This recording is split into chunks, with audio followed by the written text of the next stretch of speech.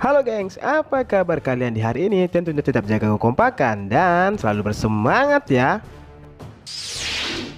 Pertempuran di Pulau Egghead saat ini sudah semakin tidak terkendali. Situasi di sana pun menjadi semakin berbahaya pasca munculnya Crosshair 1 dengan wujud awakening dari buah iblisnya yang sangat mengerikan.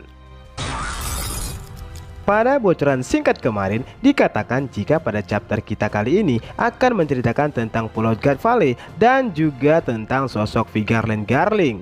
Bukan cuma itu saja, chapter ini juga akan mengungkap kisah asal-usul Kuma dan juga tentang ras langka yang dia miliki. Kira-kira rahasia besar apa lagi yang akan diungkap dalam chapter kita kali ini? Namun sebelum kita lanjut, jangan bosan-bosan ya gengs untuk selalu mendukung channel ini dengan cara mengklik tombol subscribe dan juga tombol loncengnya ya. Dan kalau sudah, mari langsung aja kita masuk ke isi chapternya.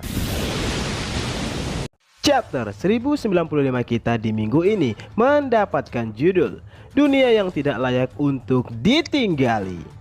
Chapter ini juga akan mendapatkan sebuah cover request di mana seekor monyet mengambil hidung babi dan melarikan diri. Chapter dimulai dengan beberapa wakil laksamana dan para marinir yang siap membantu Saint Saturn. Tetapi Saturn memerintahkan mereka semua untuk mundur. Saturn mengatakan bahwa dia dapat dengan mudah menghindari serangan Bonnie jika dia mau. Saturn mencabut pedang Bonnie dari tubuhnya dan seketika lukanya pun langsung sembuh. Saturn kemudian menyerang Bonnie dan Sanji dengan mengeluarkan aura mistis dari matanya. Bonnie dan Sanji mendapatkan luka di kepalanya, namun kepala mereka tidak meledak. Sementara itu, Kizaru meminta maaf kepada Saturn. Dia masih tergeletak di tanah dan tidak bisa bergerak sama sekali. Saturn berkata kepada Kizaru, "Pekerjaanmu sangat lamban kali ini." Kemudian Saturn mencoba menginjak Luffy, tetapi Franky memanjangkan lengannya dan menyelamatkan Luffy. Tetapi setelah itu Saturn membuat Vegapunk, Bonnie, Sanji dan juga Franky tidak bisa bergerak sama sekali karena kekuatan mistisnya yang dia miliki. Vegapunk berkata, "Jika ini bukan kekuatan sains, maka ini pasti adalah kemampuan dari buah iblis." Saturn lalu menjamah Bonnie dan meremas-remasnya. Bonnie pun berteriak, "Kau yang telah menghabisi ayahku." Terdapat sedikit flashback saat Kuma menceritakan kepada Bonnie muda tentang Nika. Kuma memainkan irama genderang Nika dan mereka pun menari bersama. Kuma berkata, "Bonnie, aku ingin menjadi pahlawan yang membebaskan semua orang seperti Nika." Kembali ke masa sekarang, Saturn mengatakan bahwa Kuma adalah bagian dari Buccaneer Race, orang-orang yang pernah melakukan kejahatan di masa lalu. Dikatakan jika Buccaneer Race merupakan keturunan dari ras raksasa sehingga membuat tubuh mereka menjadi luar biasa kuat. Flashback yang baru pun dimulai. Pada 47 tahun yang lalu, di kerajaan Sorbet, Kuma lahir di keluarga normal. Ayahnya adalah bagian dari Buccaneer Race dan ibunya adalah seorang manusia normal. Informasi tentang tes DNA Kuma dibocorkan ke agen pemerintah dunia di rumah sakit, sehingga seluruh keluarga Kuma pun ditangkap dan menjadi budak di Marinjoa karena kekuatan mereka.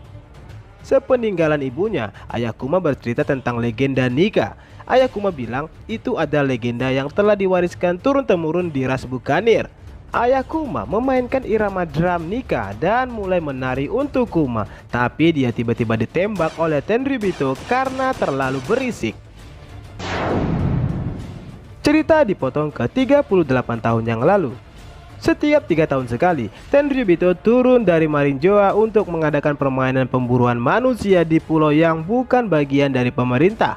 Tenryubito melepaskan budak-budak bermasalah di pulau itu dan memusnahkan mereka semua bersama dengan penduduk asli di pulau tersebut. Setelah itu, pemerintah dunia mengklaim bahwa pulau itu sebagai milik mereka. Pulau yang dipilih Tenryubito untuk tahun ini adalah God Valley di West Blue. Daratan yang memiliki banyak sumber daya berharga yang berani menggunakan kata God pada namanya. Raja God Valley mencoba menghentikan mereka, namun dia langsung dihabisi oleh Saint Vigarland Garling. Pertandingan tahun ini belum dimulai, namun Garling lah yang diharapkan oleh Tenryubito untuk menjadi sang juara. Garling muda terlihat sangat tampan, dia memiliki rambut setengah bulan dan tanpa janggut, sehingga banyak Tenryubito wanita yang terpesona kepadanya. Satun juga terlihat ada di God Valley, wajahnya sama sekali tak berubah dan sama persis seperti saat ini. Dia menerima kabar bahwa budak anak bukanir yang melarikan diri telah ditangkap. Lalu di halaman terakhir chapter, kita bisa melihat Kuma yang diseret ke lapangan oleh budak lain. Lalu tiba-tiba muncul dua bayangan. Salah satunya berkata, "Hihau, tunggu dulu kalian. Kalian pastilah si bukanir sang bintang itu kan? Aku paham maksudnya. Kalian memang besar. Mereka bilang kamu memiliki keturunan raksasa di dalam dirimu." Kita dapat melihat bahwa dua bayangan misterius tersebut adalah dua budak anak-anak, yaitu Emperor Ivankov muda dan seorang gadis bernama Ginny. Ivankov terlihat sangat mirip dengan penampilan dewasanya, sementara Ginny adalah seorang gadis yang tersenyum berambut pendek dan sedang memakan sepotong daging. Ginny berkata, "Bukankah kakak juga besar?" Ivankov menjawab, "Hanya wajahnya saja." Tunggu, bukan itu intinya. Ivankov lalu berbicara dengan Kuma. "Aku memilih untuk hidup. Bagaimana denganmu?" Banyak sekali misteri dan hal menarik yang terungkap dalam chapter 1095 kita kali ini. Dari sini beberapa pertanyaan pun muncul, seperti kekuatan apa yang dimiliki oleh Gorosei Satun yang mampu membuat orang tidak bisa bergerak dan sampai meledakkan kepala mereka hanya dengan menatapnya saja. Lalu jika memang Pulau God Valley dijadikan oleh Tenryubito sebagai turnamen untuk mengadu para budak mereka, lantas apa sebenarnya tujuan dari Rocks di Sebek datang ke God Valley? Apa yang sedang dia incar di sana sehingga membuat Roger dan Garp menjalin kerjasama untuk menumbangkan Sebek di sana?